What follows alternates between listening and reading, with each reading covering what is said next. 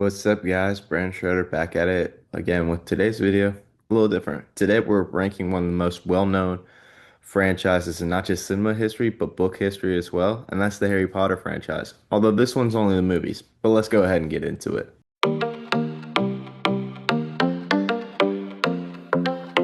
All right. So, today we are ranking every Harry Potter movie.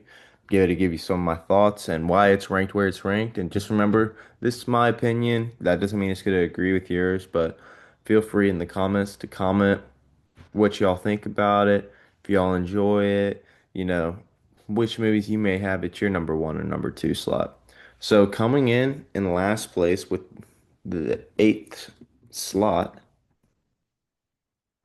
is Harry Potter and the Half-Blood Prince, which I have right here. This kind of cool cover that changes based off the angle. Yeah, to me, this one, it just feels very boring. It feels like, you know, in the previous movie, there was so much set up revolving around Voldemort, and then to not even have him in any sort of capacity other than flashbacks in this movie, it felt very lackluster. Now, granted, I know that they were focusing on a different type of story that they were trying to tell, with Harry in this one that necessarily didn't need Voldemort to be in there at the end, but it was just very difficult to watch a movie after watching, the previous movie, Order of the Phoenix, where you see like Voldemort's fully back and he's just as powerful as he was originally. And so to see that and then see this, it just didn't hit the spot for me, and that's truly how I feel about it. Um, okay, going to number seven, Chamber of Secrets, right here.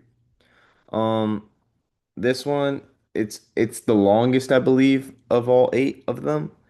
And to me, at certain points, you can kind of tell because sometimes it seems to drag compared to some of the other movies.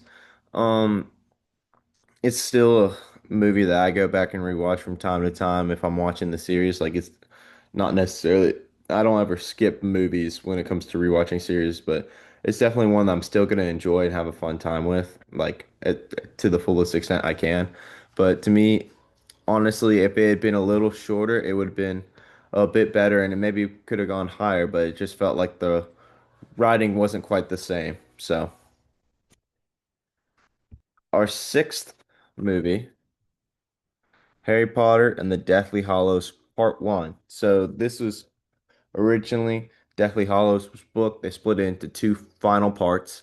And yeah, this one to me, uh, it's kind of it was I definitely enjoyed, like, even though it wasn't fully like, even though Voldemort doesn't show up like in it with his full powers to like fight Harry at any point in this part one of the Deathly Hallows. I do like all the action where involved where it's like we're actually seeing that threat that Voldemort has over Harry. We're seeing this threat that is happening, and how is Harry going to stop it? How is he going to evade it? And the school shut down. He's not even in school, even though it's technically his year seven, his final year, and it's just where do we go from here? And he's got everybody that he's met along the way trying to help him, and it just makes for a really fun watching experience. And then you get some parts where you see some of the emotions, the tension's really high, and you kind of see, like, even just so this group of three right here, Hermione, Ron, and Harry, just starting to have problems where you start to see cracks because they're all, there's so much tension, like just not knowing what's going to happen. And it really does a great job of setting up the second part of Deathly Hollows to be this kind of final battle, like Endgame-esque, like Avengers Endgame-esque, like final battle where it's like good versus evil. And it's just really cool to see. All right. Kicking it off at number five, we have Harry Potter and the Sorcerer's Stone, or the Philosopher's Stone, like it says on this DVD. But yeah, this is the one that started it all. It's really fun. I enjoy it a lot, watching it. You kind of see them all as they are young, and it's weird as you see them kind of grow up with the movies, But yeah, this was a really good way to kick it off, and I thought the story was very interesting.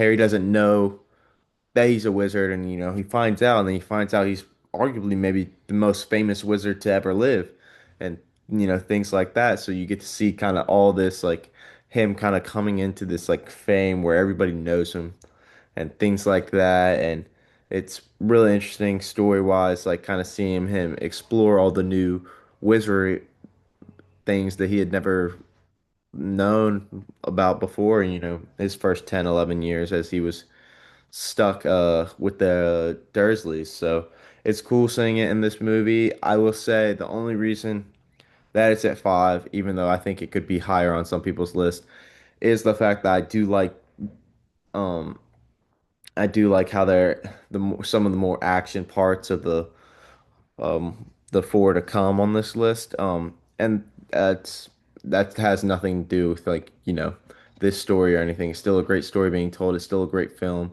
but it's kind of like an origin story, and if you will, in a way. So, you kind of get to see in the later films him build upon everything he kind of learns and has happened in this movie. And, it just makes for a great story, and it makes for a great eight movies and a great seven books. So, kicking it off at number four, we got Harry Potter and the Order of the Phoenix. Now, this movie is right after it's the fifth year. You know, Voldemort has officially come back, as we saw at the end of the Goblet of Fire, and nobody's really believing Harry. So you have this kind of tension there, and the people, because the Ministry of Magic's trying to kind of hide that, then not believe that Voldemort is back. The biggest villain to ever walk the Wizarding Earth has somehow returned when everybody thought him to be dead. And so, you have Harry kind of standing up for himself and, his friends, like kind of forming a group just to kind of be able to be ready in case Voldemort and his people do attack. And I do think it makes for a great story bringing in Umbridge and kicking out Dumbledore because Dumbledore was willing to believe that Voldemort's back and he believes Harry and they're like, no, we're going to bring Umbridge in. She doesn't believe him. And, we kind of see her act as the main antagonist throughout most of this movie as she's really just trying to put a halt, stop all the plans Harry has to teaching his friends, and she's just really not a nice person. So it's a very fun movie. I enjoy it, and yeah, let's kick it off to number three. Which number three is Harry Potter and the Goblet of Fire. Now, Harry Potter and the Goblet of Fire is a very fun movie. Um, you know.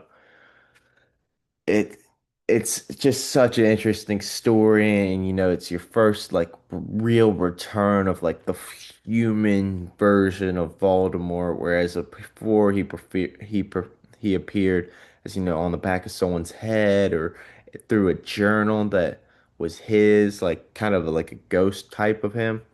And yeah, seeing this movie, the return, and Harry's in this tournament that he's not even supposed to be able to be in, and he somehow ends up in it. You know, all the shenanigans that unfold with all, having the other two wizarding schools there, and there being bad guys around that many people don't even know are around for almost the entire movie, and it's just such a fun story. It's such a fun movie, but unfortunately, it's not the top two. It cracks out a three spot, which our two spot is Harry Potter and the Deathly Hallows Part 2. Like I said, this is the final battle, good versus evil. It's the whole Hogwarts wizarding world versus the Death Eaters and Voldemort's army. And you kind of see all these revelations of everything, and all our hero, we have some people that we've known from movies, die. Um, just because like that's how much they believe in fighting against evil, and we have some characters die, and it's really sad. And but you also have some of these hero moments from people who would, like Neville gets a hero moment when he's kind of been seen as the butt of the joke for a long time in this movie. And you kind of see some character complexities with some, not just some of like the Gryffindor gang that Harry's a part of, but also we see some character complexity with Draco Malfoy, and especially in these like later on Deathly Hallows movies, is his dad's a Death Eater, and you know he ends up they're trying to make him become one as well. So it's such a complex movie. It's such a great ending, with the good overcoming the evil, Harry defeating Voldemort once and for all, and that ultimately getting to go on their way. Um, Everybody living their happy lives, and it's just such a great ending to such a long franchise, and for many people's cases, I've seen them put it number one because of how good of an ending it was. But unfortunately, it's not going to be number one for me because that belongs to my favorite Harry Potter movie, Harry Potter and the Prisoner of Azkaban, which honestly, being someone who enjoys Baltimore on the screen, um, in any sort of capacity, it's weird that this is quite literally the only one with no Tom Riddle, no Voldemort, no appearance of Voldemort at all. And it's just my favorite because the story they tell with, you know, Sirius Black, is he good? Is he bad? He's bad. He's the reason Harry's parents died, but we learn that not to be the truth, and then we learn that Ron's rat has really been, kind of the inside spy or whatever, even though he was supposedly dead, and Peter Pettigrew, and it's just such a fun film, and you do all the things happen, and you have the whole time turner, time travel aspect, which I think really adds to it. And, you know, they go back in time to try to reverse the mistakes that happen with everything that they know. And it's such a fun ride.